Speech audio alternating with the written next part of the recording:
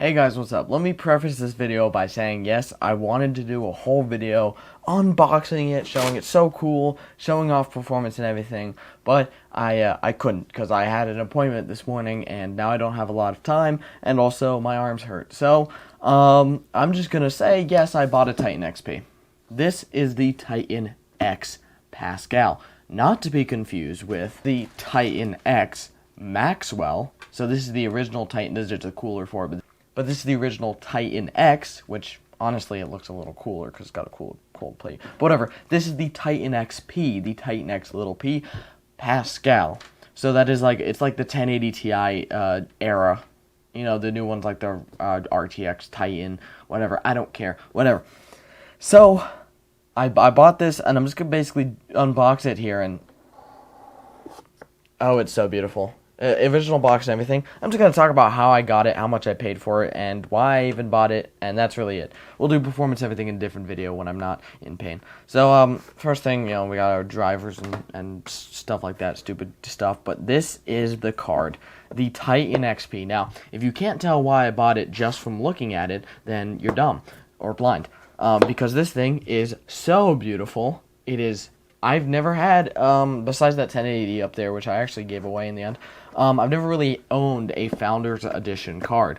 I've had the Vega 64 Liquid Cooled Editions, but those aren't Founders Editions, those are AMD's just reference model. These are Founders Edition cards.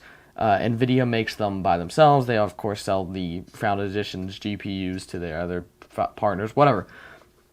I basically saw this card on Letgo, and it was someone who was like a trusted seller, and I've bought from him before and sold to him. I bought the 1660 Ti using that video from the same guy, and I was like, okay, he was selling it originally for $700 with an EVGA custom liquid cooler on it, but then I was like, hey, I'll give you $400 without the cooler, and he's like, no.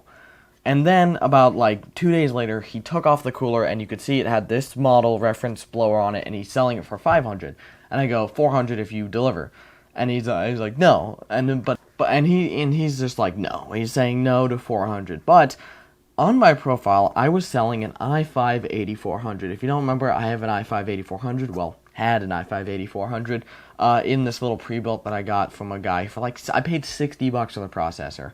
And the guy goes, I'll take $400 if you give me that i5-8400. I was like, sure thing. Now, he could probably sell it for $100 and make $500. I bought the thing for $60, so I basically paid $460 for what is essentially a slightly beefier stock 1080 Ti. Now, many of you will know that I have the 1080 Ti Poseidon. I do. I do have the 1080 Ti Poseidon and the Aorus 1080 Ti that has the liquid cooler. Those are both better than this. In gaming and other tasks, they will beat this card. This card is 2% better than a stock 1080 Ti. As in, a 1080 Ti with this style cooler, the Founders Edition, it only has one 6 and one 8-pin power connector, which in cards that are the same generation, how much power they take up can comparatively... at least comparatively speaking, be an indication of which card is better. So my 1080 Ti's both have two 8-pin connectors. They are clocked higher. They hold clocks of 2 gigabits. What? They hold clock speeds of over 2 gigahertz. So that's 2,000 megahertz on each of those cards, which is insane. That's about the high end of a 1080 Ti.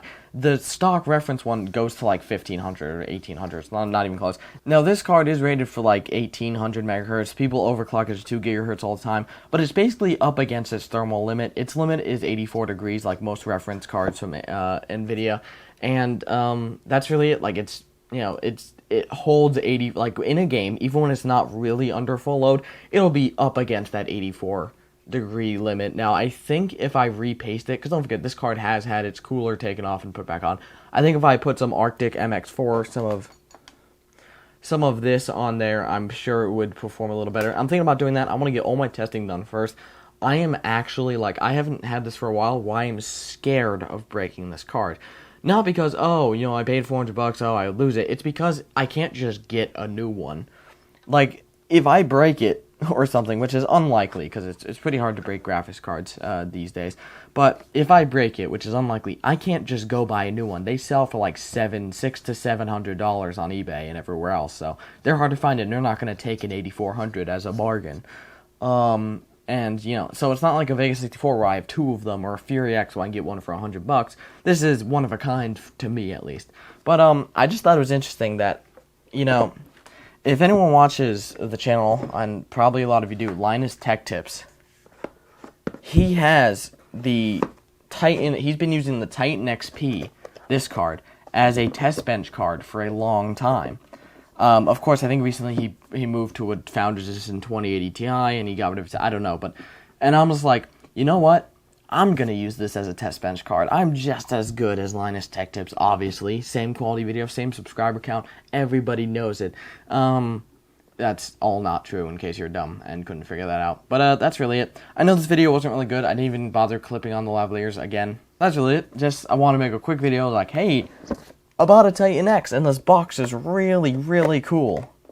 That's part of the reason. If it didn't have the original box, I wouldn't have bought it. He also ended up actually throwing in that EVGA liquid cooler, though it's so dusty, so I'm not going to bother with anything yet. I might install it on a 1080 Ti or something later. That's really it. Hope you guys kind of enjoyed, which you probably didn't because this video was bad, because all I did was sit here and brag about my Titan X, but don't worry. I'll be doing it more in videos where I actually test the performance stuff. That's the point. Thank you so much for watching. I love you guys. I'll see you in the next one. Peace.